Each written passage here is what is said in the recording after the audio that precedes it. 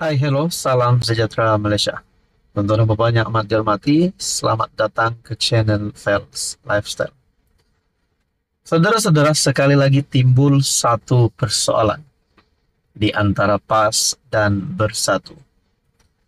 Walaupun kita tahu pengakuan kepimpinan tertinggi PAS dan kepimpinan tertinggi Bersatu bahwa mereka tiada masalah, tiada persengketaan, tiada kesalahpahaman. Namun saudara-saudara, terdapat satu persoalan yang masih lagi timbul sehingga hari ini. Kenapa bukan Hadi Awang yang jadi presiden ataupun pengerusi Perikatan Nasional, sedangkan gabungan di dalam Perikatan Nasional Bersatu, PAS dan Gerakan. PAS adalah parti yang mempunyai ahli parlimen paling ramai, paling banyak bagi gabungan PN. Bukan saja bagi gabungan Perikatan Nasional, namun bagi mana-mana parti di seluruh Malaysia. PAS adalah antara ataupun mungkin yang tertinggi mempunyai jumlah ahli parlimen. Nah, saudara-saudara, persoalannya adalah bagaimana dengan Hadi Awang dan Muhyiddin Yassin. Adakah Hadi Awang juga mahu menjadi pengerusi Perikatan Nasional ataupun mungkin Muhyiddin Yassin tetap mahu bertahan menjadi pengerusi PN? Nah, saudara-saudara, satu berkongsian daripada Harapan Daily bertarik 11 September, PAS ambil alih kepimpinan Perikatan Nasional. Kalau benar PAS ambil alih kepimpinan PN, adakah Bersatu akan dihumban keluar? Muhyiddin Yassin akan dipecat? Itu menjadi persoalannya. Rata-rata penganalisa politik meramalkan Muktamar PAS ke-70 yang bermula hari ini bertarik 11 September akan membangkitkan isu PAS mengambil alih kepimpinan Pakatan Pembangkang PN. Ahli Majlis Profesor Negara Azmi Hassan berkata, waktu untuk PAS mengambil alih jawatan Ketua Pembangkang sudah tiba. PAS perlu menggunakan strategi untuk mendapatkan jawatan tersebut memandangkan Bersatu berdepan masalah dalaman dan presidennya mempunyai kes di mahkamah. Katanya menurut lapor FMT. Ketua Pembangkang sekarang ialah Hamzah Zainuddin yang juga adalah SU Agung Bersatu. PN pula diketuai oleh Presiden Bersatu, Tan Sri Muhyiddin Yassin yang berdepan tuduhan di bawah akta hasutan kerana mempersoal kewibawaan Agung ke-16 dalam pelantikan Perdana Menteri ketika kempen PRK Nenggiri. Penganalisa Zairini Azmi dari Universiti Sains Malaysia juga senada dengan Azmi dalam isu ini. Muktamar PAS ke-70 berlangsung mulai hari ini sehingga 15 September di Kerbau, Temerloh, Pahang. Nah, saudara-saudara, tonton apa puan, kalau benarlah tiba-tiba PAS tak puas hati nak jadi pengurusi PNK, nak jadi kepimpinan tertinggi dalam PNK, adakah PAS boleh dengan mudah menumbangkan Muhyiddin Yassin, menggulingkan Muhyiddin Yassin sebagai pengurusinya sendiri? Adakah Ketua Pembangkang Hamzah Zainuddin akan diganti dengan kepimpinan PAS? Nah, saudara-saudara, dalam politik apapun boleh berlaku. Persoalan yang utama adalah, adakah PN akan berpecah sebelum PRU 16 ataupun mereka sebenarnya semakin menjadi gabungan yang kuat? Itu menjadi persoalan. Apa komen Anda? Halo semua, salam sejahtera Malaysia. Tuan-tuan dan puan, selamat datang ke channel Fels Lifestyle. Saudara-saudara, mesti ada yang tertanya-tanya, apa perkembangan terkini kes Muhyiddin Yassin berkaitan dengan Jana Wibawa, berkaitan dengan penyalahgunaan RM232,5 juta yang melibatkan nama bekas Perdana Menteri Tan Sri Muhyiddin Yassin.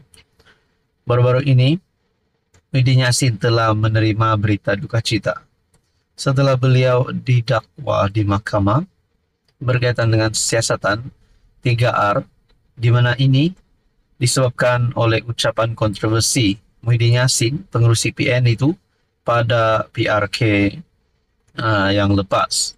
Nah, saudara-saudara, berkaitan dengan ini, satu lagi perkongsian daripada Harapan Daily bertarik 11 September, kes salah guna RM232,5 juta.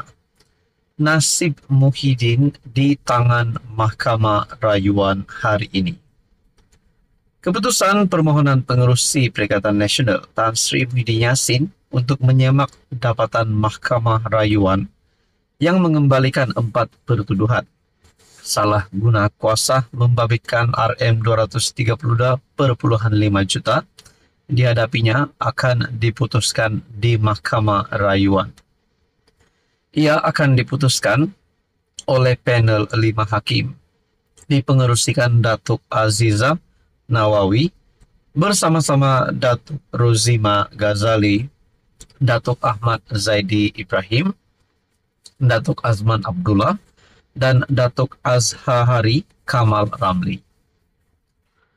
Pada 15 Ogos tahun lalu, Mahkamah Tinggi Kuala Lumpur melepaskan dan membebaskan Muhyiddin daripada 4 tuduhan menggunakan kedudukannya untuk rasuah Rm232,5 juta bagi bersatu.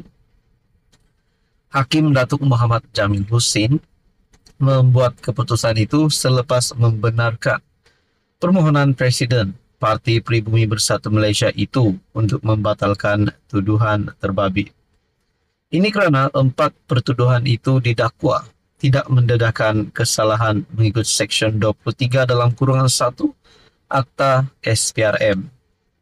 Bagaimanapun pada 28 Februari lalu, panel 3 hakim di Mahkamah Rayuan mengarahkan kes itu dikembalikan ke Mahkamah Session untuk tindakan lanjut selepas membenarkan rayuan pendakwaan.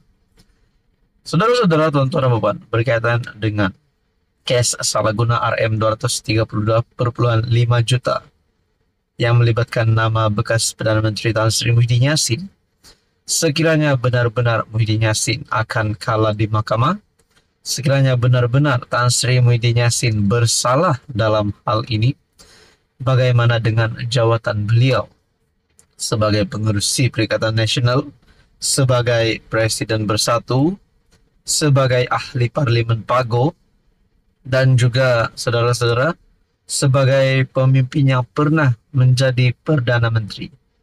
Adakah beliau kini akan menjadi seperti Najib Razak, menjadi Perdana Menteri, bekas Perdana Menteri yang masih lagi menjalani hukuman penjara sehingga hari ini? Adakah Muhyiddin Yassin, gelaran beliau sebagai Tan Sri, boleh ditarik balik susulan sebelum ini yang di Pertuan Agong ke-17 ada bertitah supaya darjah kebesaran pingat yang telah dimiliki ataupun diberikan kepada mana-mana pemimpin ataupun mana-mana individu yang telah menerima darjah kebesaran ini perlu ditarik balik sekiranya mereka terlibat dengan jenayah dan rasuah. Dan saudara-saudara, rupanya ramai yang setuju dengan kenyataan ini, yaitu mana-mana pemimpin ataupun individu yang telah menerima gelaran memang layak untuk diberikan gelaran kerana mereka berjasa. Namun apabila mereka telah melakukan kesilapan sehingga boleh dituduh sebagai perasuah, disabit bersalah, dibuktikan bersalah, masuk penjara, sudah pasti gelaran itu perlu ditarik semula. Tuan-tuan yang amat dihormati, apa komen Anda? Sekian saja, teruskan bersama di dalam channel ini.